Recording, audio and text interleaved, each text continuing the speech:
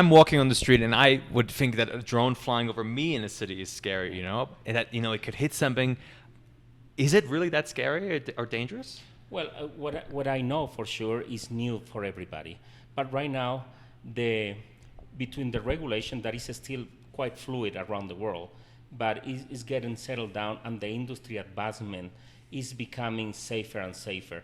There's several measures that are taken by companies like us to make sure that the ground risk of the path of that particular drone, it will be minimize the ground risk to make sure that there's no casualties or damage to property. Mm-hmm. What's an example? Like, could a drone hit a pole, for example? For my example, pole right outside my house. Absolutely, it could if they don't have enough data, electronic data about where is that pole. But how important that is important, and avoid the pole, but also will be important. The same how altitude might be a substation for a power company. What will be more important, to hit the substation and leave 500,000 people without electricity, or hit the pole and leave a cat without electricity? Those are the different type of levels. It could be a really special cat. I don't know. You never know. I know. But you're right. So there is really that due diligence into the whole. Absolutely, go into the analysis. Absolutely, yeah. Mm-hmm. And let's say that is something that happens. What's the procedure? How does that work? What does one do? There's one of the things that we enter in the platform that is called AirHub portal.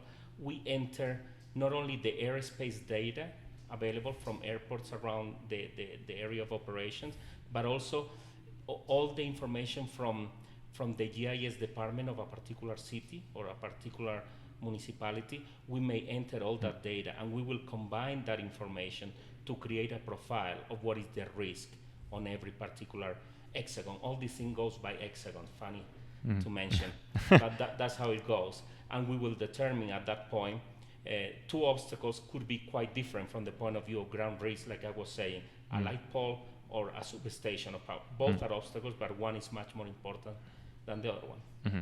So this is like almost like probably like 80% of the importance to aerial of important. This technology for their operation, yes, with the type of terrain that they have here, the high density of population and also construction is key. It's a key element to have that data.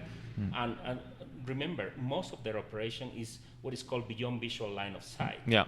Therefore, the pilot really very quickly don't see the drone anymore. It's several miles away. Therefore, it's an automated flight. It needs to be done correctly from the beginning. Yeah. And these systems are so, people are AI. We got AI. We have, people thinking that robots are going to kill people. So the automation of these systems really is trust. We can trust this automation of that? Well, I'm sure. I will never say 100%, but it's going towards that. We are going to refine the methodology and the way we assess the ground risk, and also how to provide also authorizations if you're going to fly close to a controlled airspace. If you are getting close to a particular airport, we can control that and make sure that the tower in that particular airport knows that you're going to fly, how you're going to fly, and at what time you're going to fly, for them to feel comfortable. Okay, we have a drone there, it's going to fly for half an hour at 200 feet. It's not a risk for us. Mm-hmm. But that automation really is not something of the future. It's today. Oh yes, it's today. Right now, in the United States, I can tell you this capability of authorization is, I believe, is like 730 something airfields in the United States that they have that capability that we serve. Wow. But the difference really is the terrain. US is super flat. Here it's like... Here is particular, and also the elevation. Here the elevation is quite high, therefore performance for the blades of the drone is not going to be the same, that you will be at sea level, it will not be the same. But yes, there's every city or every particular place has their particular characteristic that we need to analyze and to analyze that. Mm-hmm. We're in a valley right now. Terrain in Quito is up and down all over the place. Are you going to map this onto skyscrapers in cities like New York? or Dubai. We are. I was last week in Dubai. We have a project down there, no, up there. Sorry, where we are digitizing all the terrain, including the skyscrapers that are gigantic. The Burj Khalifa. You're digitalizing the Burj Khalifa. Burj Khalifa, absolutely, and all these things.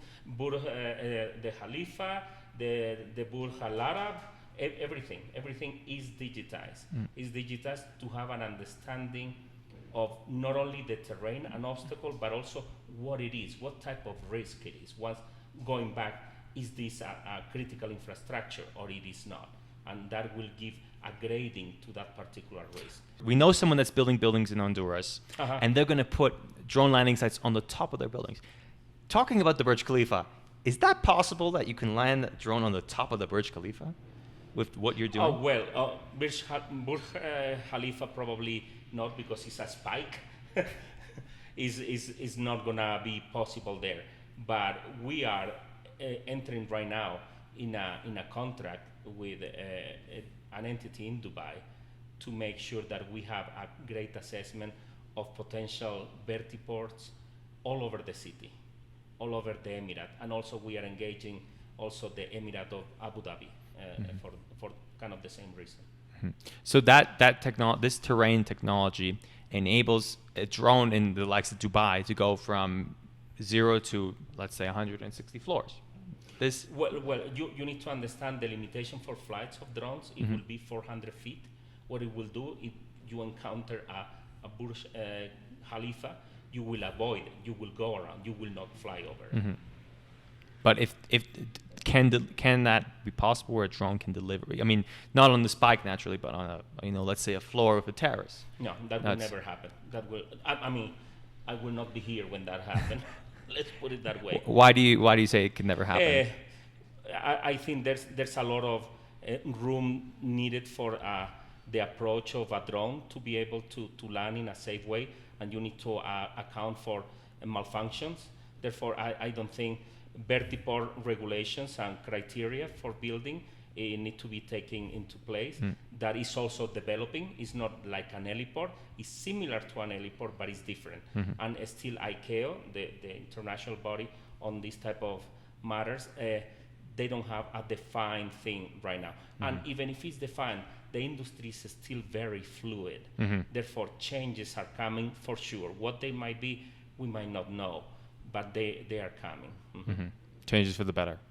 For the better. Well, today and tomorrow. Yes. Great. Thank you so much, Luis. Yeah, absolutely. Thank you, sir. Thank you.